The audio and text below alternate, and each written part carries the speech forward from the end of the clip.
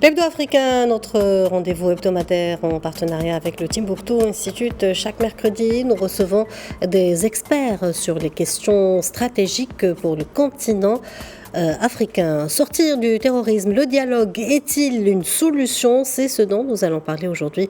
Et pour cela, nous sommes en direct avec Dr Bakary Samb, directeur régional du Timbuktu Institute. Bonjour Dr Bakary Samb et merci d'être avec nous. Bonjour et merci de votre invitation. Alors, docteur Bakary Samb, vous étiez récemment invité à Copenhague par l'Institut danois des études internationales pour une discussion d'experts de haut niveau concernant l'option du dialogue avec les terroristes. Pensez-vous vraiment que la négociation est une option valable pour sortir de l'impasse, notamment au Sahel? Oui, je crois qu'aujourd'hui, quand on voit la question du rapport de force, c'est une question décisive. On est dans une impasse d'une neutralisation mutuelle, sans victoire définitive dans une guerre asymétrique. Et on le voit avec les milices de défense, des mercenariats, et cela est le signe de l'échec des opérations militaires étatiques et de la coopération sécuritaire dans la lutte contre le terrorisme. Et je crois qu'aujourd'hui, il y a des perceptions contradictoires. Et je crois que malgré l'allégeance progressive des populations ostracisées, les groupes djihadistes ou terroristes sont incapables d'imposer le rapport de force. Et je crois que pour le gouvernement aujourd'hui, il faudrait un courage de s'engager dans un dialogue politiquement assumé et de façon, certaines conditions qui étaient posées par les terroristes semblent aujourd'hui plus évidentes. Aujourd'hui, par exemple, ACMI qui demandait la condition du départ des Français, avec certaines lignes rouges pour les États aujourd'hui. Et je crois que quand on regarde l'expérience afghane, cela a montré qu'il y a une certaine importance du compromis. Il faudrait aujourd'hui essayer quand même d'explorer les voies du dialogue pour que ces enfants de ces pays-là, parce que les terroristes ne sont plus des étrangers venir envahir un pays, mais des enfants de ces pays et des ressortissants.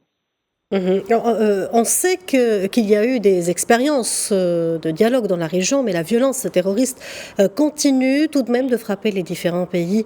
À votre avis, qu'est-ce qui n'a pas pu fonctionner dans ces dialogues antérieurs et que peut-on apprendre justement de ces échecs? Oui, je crois qu'il y a eu l'approche nigérienne déjà, avec l'expérience du camp de Goudou-Maria pour sortir des jeunes Nigériens de Boko Haram et ces tentatives de l'ex-président Bazoum de contacter les communautés de la région de Tillabéri. Il y a eu ces accords de Bani Bangou et le gouvernement militaire actuel peut-être n'a pas relancé le processus avec des tentatives qu'on a connues dans la région. Il y a eu la Muhawara mauritanienne qui était une expérience dont on parle très souvent, mais je crois qu'il faudrait aujourd'hui une réactivation de ces cadres-là de discussion, parce que aujourd'hui au Niger, avec la situation de la transition, il faudrait craindre quand même qu'il y ait une réactivation des milices contre les populations, notamment de la région de Tillabéri, avec le travail que la HACP, l'autorité de consolidation de la paix, avait fait à l'époque. Je crois qu'il faudrait réviser ces expériences-là, en apprendre des leçons et voir comment évoluer vers ce dialogue qui, à mon avis, est indispensable. Aucune guerre au monde ne s'est terminée sur le champ de combat. Cela se termine toujours par la négociation et par le dialogue. Autant commencer dès maintenant. Très bien. Docteur Bakary Samb, vous soutenez la thèse d'un changement de paradigme avec ce que vous appelez la communautarisation du terrorisme, mais vous allez plus loin en parlant, je vous cite, de cette lancinante question de la stigmatisation des communautés Peul qu'il faudrait, à votre avis, traiter en urgence. Que peuvent vraiment faire les États sur ce sujet, mais aussi la communauté internationale? Il est clair qu'il y a aujourd'hui un caractère contre-productif de la guerre totale. Nous devons tirer les leçons de l'expérience nigériane avec Boko Haram, où le refus du dialogue et la stratégie de la guerre totale ont conduit à un retour actuel de la violence. Et les dirigeants éliminés se sont toujours régénérés avec l'aura de martyrs. Mais aujourd'hui, il y a une obsolescence de l'expérience des méthodes passées.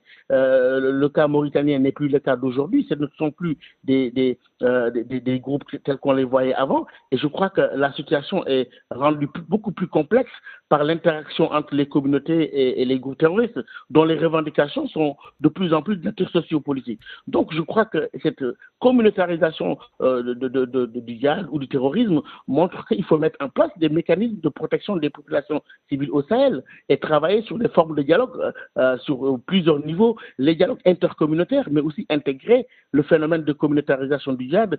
Et je crois que cela doit être conduit par les États, mais aussi soutenu par la communauté internationale sur des stratégies post-dialogue et réfléchir, je crois, à l'idée d'une conférence internationale sur la question Peul dans la région du Sahel et de l'Afrique de l'Ouest, parce que le tabou n'a jamais été une solution. Docteur Bakary Samb, je vous remercie pour cet éclairage. Je rappelle que vous êtes directeur régional du Timbuktu Institute. Merci de votre aimable invitation.